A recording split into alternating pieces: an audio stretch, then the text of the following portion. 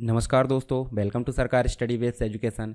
चलिए यहाँ पे कंप्यूटर नेटवर्क की सीरीज़ में हम बात करने वाले किसकी ट्रांसमिशन मीडिया के अंतर्गत हम पढ़ रहे हैं गाइडेड मीडिया। और गाइडेड मीडिया के अंतर्गत हमारा ट्विस्टेड पेयर केबल हो गया, कोएक्सियल केबल हो गया। ट्विस्टेड पेयर में हमने अनसील्डेड और सील्डेड दोनों के बारे में जान लिए, और कोएक्सियल में हमने बेसबैंड, ब्रॉडबैंड और साथ ही अन्य जो चैनल है उनके बारे में भी यहाँ पे विस्तार से जान लिए। अब हम बात करेंगे तीसरा जो प्रकार है इसका, fibre optic cable. Fibre optic cable इन दोनों के मुकाबले काफ़ी ज़्यादा अच्छा है और काफ़ी ज़्यादा एक्सपेंसिव है। वर्तमान में इसका ज़्यादातर उपयोग किया जा रहा है ट्रांसमिशन के लिए, क्योंकि ये काफ़ी ज़्यादा हाई स्पीड में डेटा ट्रांसमिशन करता है। और बड़ी मात्रा में इसका उपयोग इसलिए किया जा रहा है क्योंकि हमको नेटवर्क में डाटा स्पीड को काफ़ी ज़्यादा यहाँ पे वैल्यू देना है, इसलिए इसका उपयोग किया जा रहा है।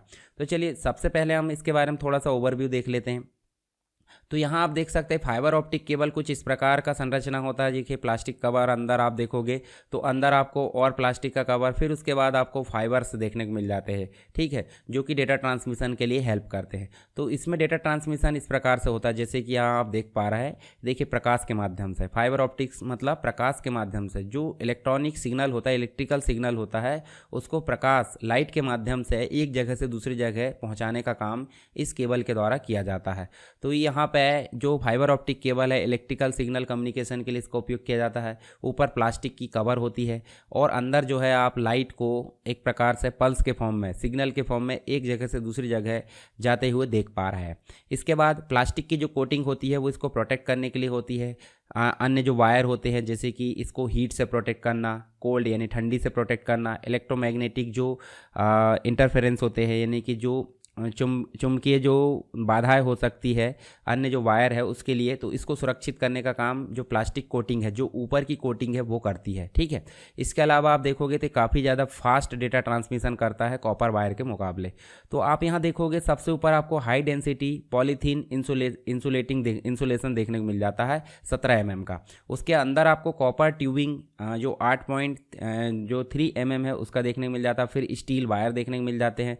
अंदर आप देखोगे तो आपको water resistant jelly coding casing देखने को मिल जाती है। उसके बाद आपको अंदर सही मायने में फाइबर ऑप्टिक देखने को मिल जाते हैं, जो आपके डेटा ट्रांसमिशन, मतलब ये इस प्रकार की घटनाएं कहाँ होती है, सबसे अंदर के अंदर, ठीक है, यहाँ पे।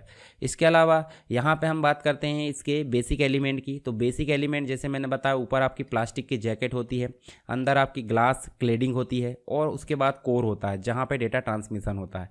तो यहाँ देखिए जो अंदर का कोर है वो ग्लास यानी कि आपका कांच का होता है या फिर प्लास्टिक का हो सकता है, परंतु कांच का यहाँ पर होता है, ठीक है। तो ये डेटा ट्रांसमिशन लाइट के माध्यम से होते हैं। तो लाइट का जो माध्यम है वो कैसे ट्रांसमिट होता है, तो फुल इंटरनल रिफ्लेक्शन के माध्यम से यहाँ डेटा ट्रांसमिशन होता है। जैसे हीरा आपने देखे, हीरा पूर्ण आंतरिक परावर्तन यानी कि टोटल इंटरनल रिफ्लेक्शन हम देख सकते हैं। तो यहाँ रिफ्लेक्शन होगा तो ऊपर वाली जो क्लेडिंग है वो क्या करती है, यहाँ पर रिफ्लेक्शन तैयार करती है और दूसरा डाटा को बाहर जाने से यहाँ पर रोकती है लाइट को। तो इस प्रकार से सुरक्षा करती है और जैकेट आपकी इन दोनों को सुरक्षित करने के लिए यहाँ पे उपयोग की जाती है। तो ये बेसिक एलिमेंट होते हैं किसके, फाइबर ऑप्टिक केबल के।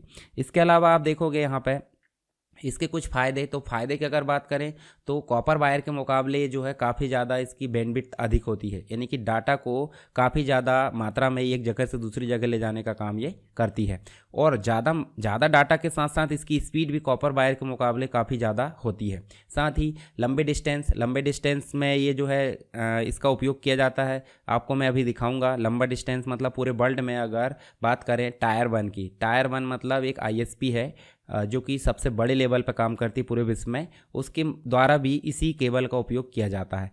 बेटर रिलायबिलिटी, भरोसेमंद है काफ़ी ज़्यादा, यानी कि फेल होने के चांसेस कम होते हैं और काफ़ी ज़्यादा पतली होती है जिसमें ये डाटा ट्रांसमिट होता है, ठीक है। तो यहाँ आप देखोगे तो इसमें आप देखिए पूरे वर्ल्ड में जो समुद्र है यानी कि ओशियन के अंतर्गत जो कनेक्टिविटी है वो आप देखोगे फाइबर के माध्यम से, फाइबर ऑप्टिक के माध्यम से ही देखने को मिल जाती है। और पूरे वर्ल्ड में जो इंटरनेट कनेक्टिविटी होती है ओशियन के माध्यम से, वो टायर 1 नेटवर्क का ही जिम्मेदारी होती है। फिर टायर 2 जो है उसको महाद्वीप के माध्यम से अंदर लाने का काम करता है टायर 2। और टायर 2 के बाद जो है हमको हमारे तक, घर तक जो नेटवर्क प्रोवाइड होता है वो होता है हमारा टायर 3। तो ये बड़ी लेवल पे जो ISP है वो किस वायर का उपयोग कर रही है, बड़े लेवल पे ISP। हालांकि आज की डेट में आप टायर 3 भी देखोगे तो वो भी आपका फाइबर ऑप्टिक केबल के माध्यम से ही डेटा ट्रांसमिशन देखने को मिल जाता है। इसके अलावा यहाँ पे आप देखोगे नेक्स्ट पावर लाइन्स। जो कि कम्युनिकेशन के अंतर्गत यानी ट्रांसमिशन मीडिया के अंतर्गत एक ऑप्शन है। हालांकि हमने इसको सामने जिक्र नहीं किया, पर यहाँ पे आप देखोगे जो पावर लाइन होती है, बिजली की कनेक्टिविटी होती है, तो बिजली की कनेक्टिविटी के साथ ही अडाप्टर लगा के हम अगर इंटरनेट की जो डेटा ट्रांसमिशन है वो कर पा रहे हैं, तो उसी को हम पावर लाइन यहाँ पर बोल सकते हैं, पावर लाइन कम्युनिकेशन, PLC इसको हम बोल सकते हैं। तो यहाँ पर आप देखिए, आपको बहुत सारी चीज़ें जो है इस पावर लाइन के माध्यम से अपने घरों में या बिजनेस में जो नेटवर्क है उसमें आप डेटा ट्रांसमिशन कर सकते हैं। अब ऐसा ज़रूरी क्यों होता है इसके माध्यम से? क्योंकि हम बना बनाया जो इंफ्रास्ट्रक्चर उसके माध्यम से डेटा ट्रांसमिशन करना चाहते हैं, यानी कि अलग से हमको लगाने का सेटअप नहीं करना है, तो उसके लिए यहाँ पे पावर लाइन की रिक्वायरमेंट हो जाती है, यानी पावर लाइन का उपयोग हम कर लेते हैं। तो यहाँ पे आप देखिए, पावर लाइन मतलब जिसे हम शॉर्ट में बोल देते हैं PLC, पावर लाइन कम्युनिकेशन।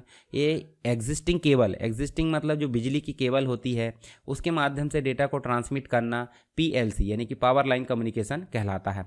और यहाँ पे जो है 2 वे कम्युनिकेशन होता है, यानी कि डेटा लाया भी जा सकता है और डेटा ले जाया भी जा सकता है।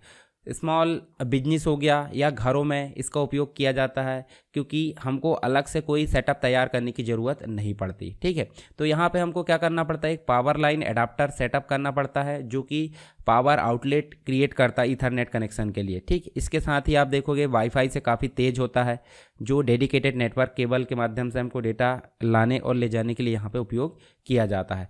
तो आप यहाँ पे देख सकते हैं पावर लाइन कम्युनिकेशन के अंतर्गत 2 प्रकार है, जो कि नैरो बैंड और ब्रॉडबैंड, 2 प्रकार से हम यहाँ देख सकते हैं। एक तो इसकी जो कैटेगरी है बिट रेट इसकी होती है नैरो बैंड की 200 किलोबाइट पर सेकेंड, और यहाँ पे जो है 1 MB पर सेकेंड के ऊपर इसकी स्पीड देखने को मिल जाती है बिट रेट। ठीक, साथ ही आप फ्रिक्वेंसी बैंड की अगर बात करो तो इसमें फ्रिक्वेंसी बैंड आपको 500 किलोहर्ट्ज़ देखने को मिल जाता है, और यहाँ पे आपको फ्रिक्वेंसी बैंड 2 MB यानी कि 2 मेगाहर्ट्ज़ देखने को मिल जाता है। एप्लीकेशंस की अगर बात करें तो नैरो बैंड का जो उपयोग है वो बिल्डिंग ऑटोमेशन है, रिन्यूएबल एनर्जी, स्ट्रीट लाइट है, एडवांस मीटरिंग है, इलेक्ट्रिकल व्हीकल है, स्मार्ट ग्रिड है, इन सभी में इसका उपयोग किया जाता है, यानी कि कम दूरी के लिए। ठीक है, और यहाँ पे आप देखोगे ब्रॉडबैंड की, तो ब्रॉडबैंड इंटरनेट है, गेमिंग है, आइडियो है, इन सभी चीज़ों में इसका उपयोग किया जाता है।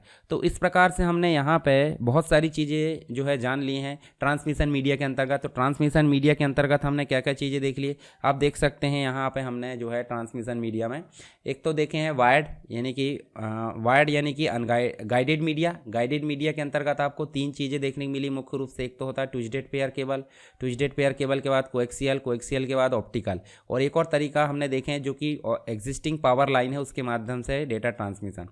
एक होता है अनगाइडेड मीडिया, तो अनगाइडेड मीडिया हम पढ़ने वाले, इसके बाद उसको हम विस्तार से जानेंगे।